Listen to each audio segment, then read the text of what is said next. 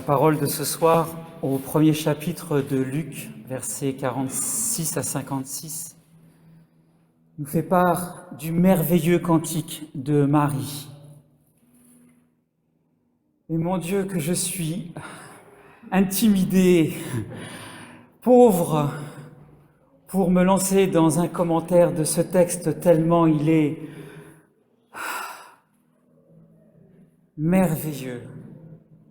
Il y aurait à dire sur chaque mot, sur chaque verset, sur chaque phrase, tellement il s'inscrit dans toute l'histoire d'Israël, dans toute la Genèse, jusqu'à aujourd'hui.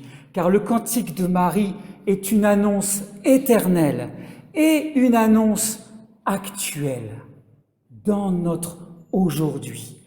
Car à chaque fois que l'un de nous laisse naître le Christ en lui, dans son cœur peut exalter de la même joie qu'a vécu Marie.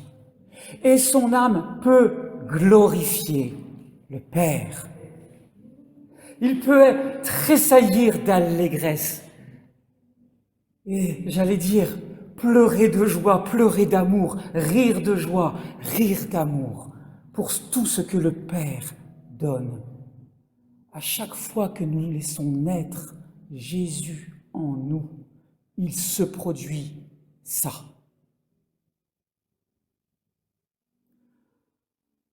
Je vais vous renvoyer à ce qui s'est passé chez Anne dans l'Ancien Testament, femme d'Elkana, qui désespérait d'avoir un fils et qui allait tous les ans au temple demander à Dieu d'avoir un fils.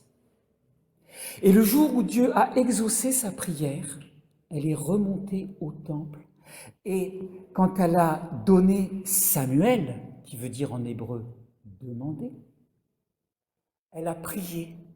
Et Élie, le prêtre, croyait en la voyant de loin qu'elle était ivre et qu'elle parlait comme ça dans le vide, etc. Il lui fait une remontrance, il dit « Mais non, c'est mon cœur qui s'épanche, parce que l'année dernière j'étais venue, j'ai prié pour un fils, cette année je l'ai. » Et elle va offrir Samuel au temple, et dans son cantique, elle dit, on trouve ça en 1 Samuel 2:1, « Mon cœur exulte en l'Éternel. » Elle dit les mêmes mots que Marie, parce qu'elle ressent la même joie d'avoir eu un fils à donner au monde. Un fils qui va être tout donné au monde et tout donné au Père, à l'Éternel. La joie d'avoir donné la vie qui lui permet de se réjouir. Et alors, elle ne se réjouit pas par elle-même, elle oriente toute sa joie d'abord en Dieu. Et comme Marie, elle dit que mon âme se glorifie en Dieu.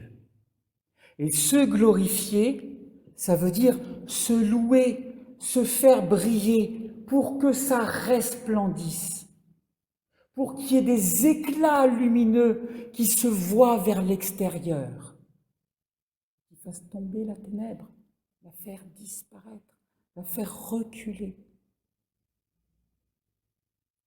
Le psaume 44, 9 nous dit « Nous nous glorifions en Dieu chaque jour, car chaque jour dans nos vies, même si elles sont misérables, perturbées, avec des choses écrasantes et des soucis, nous avons des occasions de nous réjouir et de remercier Dieu, de le glorifier, de le louer, de le faire briller, lui d'abord, lui en premier.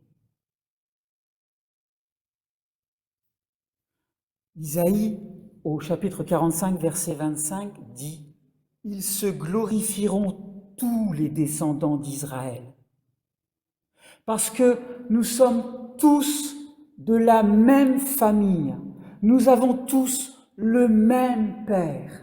Et en étant tous descendants d'Israël, nous avons tous l'occasion de glorifier et de faire briller le même Dieu dans la même joie. Pourquoi? Jérémie nous dira au chapitre 9, verset 23, « Celui qui veut se glorifier d'avoir l'intelligence de me connaître, de savoir que je suis l'Éternel. Notre joie réside dans le fait que nous avons l'extraordinaire chance de connaître Dieu, d'être proche de lui, d'être au bénéfice de son amour, de ses grâces et de sa miséricorde. Alors oui, la joie naît dans notre cœur et s'exprime. Au verset 48, Marie dit « Toutes les générations me diront bienheureuse de cette joie ». Et alors Marie reçoit le qualificatif de prophétesse. Elle n'est pas la première à être prophétesse dans toute l'histoire d'Israël. Avant elle, on a vu Myriam, sœur d'Aaron et de Moïse, qui, quand le peuple d'Israël était poursuivi par les Égyptiens et qu'ils ont traversé la mer Rouge, Myriam est sortie de sa tente avec son tambourin pour louer l'Éternel de ce que les Égyptiens étaient restés dans la mer. C'est le cantique qu'on chante à la veillée pascale avec « Il a jeté à la mer cheval et cavalier ». C'est Myriam qui entonnait ce cantique-là. Déborah, qui était juge en Israël, comme Samson, par exemple, pour ne citer que lui. Et Déborah a eu un cantique à propos d'une autre femme qui s'appelait Yaël. Et Israël, à cette époque-là, avait un ennemi qui s'appelait Sisera. Et Yaël a fait celle qui accueillait Sisera, le très méchant, dans sa tente, et elle l'a tué, l'ennemi d'Israël, en lui transperçant la tempe avec une lance. Et du coup, Déborah, qui était juge en Israël, dit de Yaël, elle a martelé Sisera, lui a fendu la tête, il est tombé, il est raide mort. Et ça nous renvoie à l'Apocalypse, où Marie terrasse le dragon, autre figure de l'ennemi de Dieu. C'est pour dire que dans toute l'histoire d'Israël, on retrouve des passages qui viennent éclairer ce cantique de Marie, qu'il est bien inscrit dans l'histoire qu'a vécue Israël. Ça ne vient pas là par hasard, parce qu'elle est toute remplie de l'Esprit de Dieu qui redit les choses qui se sont passées dans l'histoire d'Israël pour qu'à l'éclairage de l'arrivée de Jésus, les choses soient à nouveau éclairées, à nouveau annoncées, pour être à nouveau comprises. Quand Jésus naît et qu'il est présenté au temple, une autre prophétesse, Anne, très vieille, va survenir dans le temple, pousser tout le monde pour s'approcher de Siméon qui est en train d'élever Jésus. Et elle louait Dieu au milieu de la foule et parlait de Jésus à tous ceux qui attendaient la rédemption de Jérusalem. Et il est bien question de la rédemption d'Israël aussi dans le cantique de Marie. Au verset 51, il est parlé du bras de Dieu. Et on voit que c'est un bras puissant. Mais ce n'est pas un bras puissant qui détruit, car le bras de Dieu, c'est Jésus. En Exode 6, on a un passage qui nous permet de comprendre ça, si peu qu'on le rapproche des signes messianiques que Jésus dit lui-même quand il est à la synagogue, après avoir dit « L'Esprit de Dieu est sur moi pour libérer les captifs, libérer les opprimés, etc., etc. Et en Exode 6, il est dit « Je vous affranchirai des travaux pénibles, je vous délivrerai de la servitude, je vous rachèterai par la force de mon bras. » Et en Luc, quand Jésus est à la synagogue, il dit « Je suis venu pour libérer les captifs, libérer les opprimés. » Et donc, quand Marie parle du bras de Dieu, qui est compris dans l'histoire juive comme un bras qui libère, elle dit de Jésus qu'il fera la même chose, qu'il va libérer le peuple d'Israël qui est son serviteur. Et par héritage, nous serons libérés.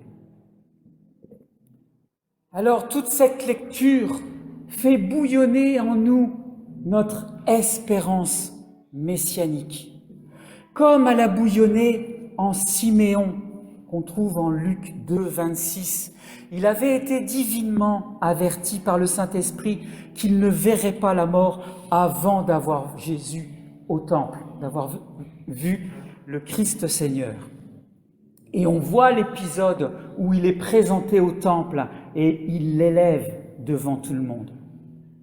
L'espérance messianique qui était attendue dans tout le peuple d'Israël, on trouve ça dans Luc chapitre 3 verset 15, comme le peuple était dans l'attente et que tous se demandaient intérieurement si Jean-Baptiste n'était pas le Christ.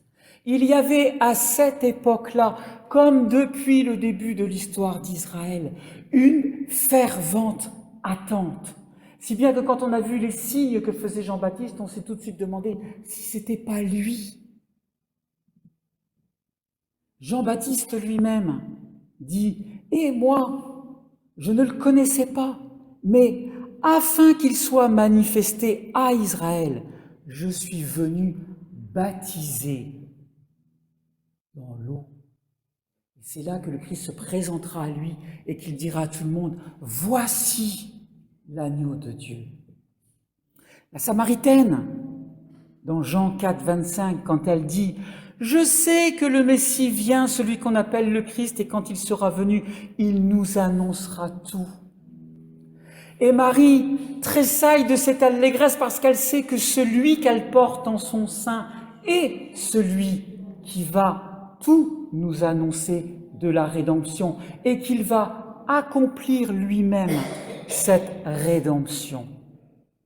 Et ça date pas d'hier, car comme elle le dit au verset 25, envers Abraham et sa descendance pour toujours, Abraham lui-même, on trouve ça en Jean 8, 56, Abraham, votre père, a tressailli d'allégresse à la pensée de voir mon jour. Alors, le cantique de Marie, j'ai fait un brossage très rapide, juste pour dire qu'il s'inscrit dans toute l'histoire de la révélation du Christ, depuis le premier croyant, jusque dans nos cœurs aujourd'hui et dans le cœur de ceux qui nous succéderont demain et qui croiront en cette même annonce, car je le répète, le cantique de Marie est une annonce éternelle et tous les jours actuelle. Amen.